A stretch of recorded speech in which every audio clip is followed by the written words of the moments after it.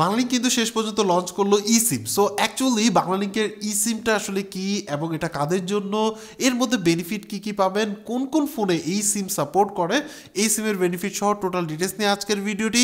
So চলুন শুরু করে আজকের ভিডিও। সো অ্যাট ফার্স্ট আসে হচ্ছিল eSIMটা আসলে কি। eSIMটা হচ্ছিল ইনভ্যালিড সিম, যেটা হচ্ছিল আপনার ফোনের মধ্যে ইনবিল থাকে। আমি যদি একদম সহজ ভাষায় বোঝানোর জন্য বলি তাহলে সেই ক্ষেত্রে হচ্ছে আপনার ফোনে যদি eSIM সাপোর্ট করে সেখানের মধ্যে মানে সেই ফোনের মধ্যে আপনি জাস্ট একটা কিউআর কোড স্ক্যান করবেন, সাথে সাথে হচ্ছে আপনার ফোনের মধ্যে ওই সিমটা ইনস্টল হয়ে যাবে বা ওই সিমের যত ধরনের ফ্যাসিলিটিস আছে আপনি ইউজ করতে পারবেন। এবং যে ফ্যাসিলিটিস আছে সেটা বলার আগে আপনাদেরকে জানিয়ে রাখি, আপনি যদি বিদেশ থেকে বাংলাদেশে টাকা পাঠাতে চান তাহলে সেই ক্ষেত্রে ইউজ করতে পারেন TapTap Send। TapTap Sendটা আসলে কি? TapTap Send হচ্ছিল এমন একটা অ্যাপ, যে অ্যাপ ইউজ করে আপনি অনায়াসে বিদেশ থেকে বাংলাদেশে ইনস্ট্যান্টলি টাকা পাঠাতে পারবেন, সেটা বিকাশে পাঠান বা আপনি হচ্ছিল সরাসরি ব্যাংকে পাঠান। TapTap Sendে কিছু বিশেষ সুবিধা আছে, যেমন হচ্ছিল কমপ্লিটলি ফ্রি টু ইউজ, আপনি আসলে একেবারে মানে কোনো প্রকার চার্জ ছাড়াই টাকা পাঠাতে পারবেন।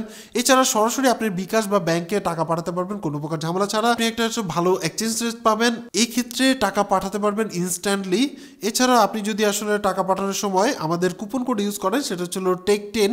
সো এটা যদি ইউজ করেন তাহলে সেই ক্ষেত্রে আপনি পাবেন হচ্ছিল 10 ক্রেডিট, যেটা আসলে আপনি ফার্স্ট টাইম যখন আপনি টাকা সেন্ড করবেন সেই ক্ষেত্রে কথার কথা আপনি যদি 100 ইউএসডি সেন্ড করেন তাহলে সেই ক্ষেত্রে আপনি পাবেন, রিসিভ করবেন হচ্ছিল 110 ইউএসডির যে কনভার্সন রেট থাকে সেটা পাবেন। এই ক্ষেত্রে আপনি যদি ইউরো ইউজ করেন, মানে ইউরো থেকে ট্রান্সফার করেন, তাহলে সেই ক্ষেত্রে আপনি ইউরোর মানে 100 যদি আপনি ইউরো সেন্ড করেন তাহলে হচ্ছে 110 ইউরো আপনার অ্যাকাউন্টে যোগ হবে।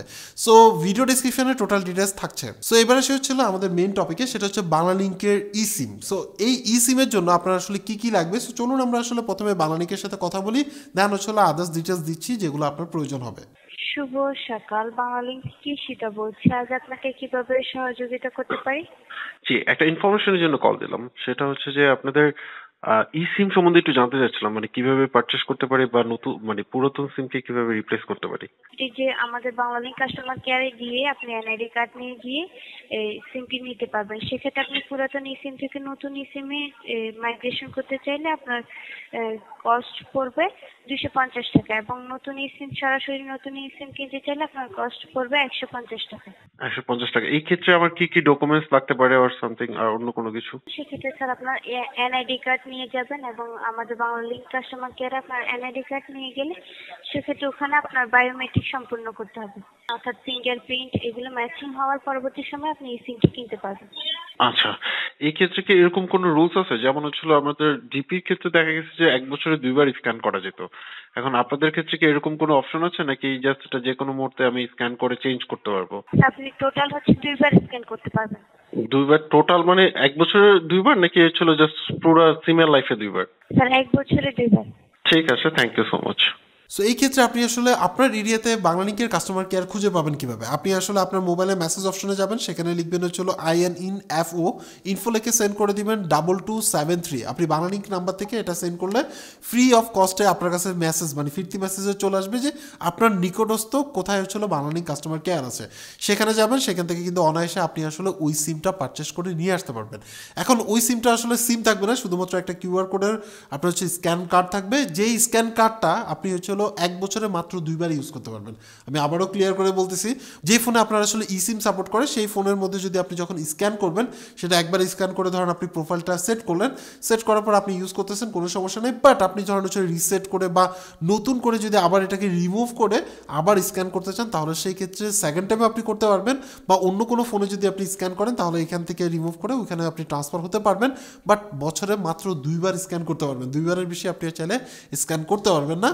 সো এটা একটা লিমিটেশন আমার কাছে মনে হয়েছে আর কি। সো এবারে সে হচ্ছিল কোন কোন ফোনে আপনি আসলে এই সিমগুলো ইউজ করতে পারবেন। ভিডিও ডিসক্রিপশনে আমরা আসলে ডিটেলস দেখে দিছি এবং হচ্ছিল লিঙ্কও দিয়ে দিছি, আপনি চাইলে সেখান থেকে গিয়ে দেখে নিতে পারেন আপনার ফোনটি সাপোর্টেড কিনা। এছাড়া আপনি আসলে গুগল করেও জানতে পারবেন, যদি আপনার ফোনে eSIM সাপোর্ট করে তাহলে সেই ক্ষেত্রে কিন্তু আপনি সিম ইউজ করতে পারবেন। বিশেষ করে হচ্ছিল মানে আইফোন 14 প্রো ম্যাক্স যারা ইউজ করেন তাদের ক্ষেত্রে ইউএস ভ্যারিয়েন্টের ক্ষেত্রে কিন্তু কোনো প্রকার সিমই আপনি আসলে কানেক্টেড করতে পারবেন না, সেই ক্ষেত্রে আপনি চাইলে eSIM ইউজ করতে পারবেন। এবং যেই ফোনগুলোতে একটা সিম ইউজ করা যায় সাথে একটা এক্সট্রা ইসিম ইউজ করা যায় সেই ফোনগুলো বা সেই কাস্টমারগুলোর জন্য আপনার কিন্তু একটা ভালো সুবিধা, কারণ আপনি চাইলে একটা নর্মাল সিম ইউজ করতে পারছেন সাথে একটা ইসিমও ইউজ করতে পারতেছেন।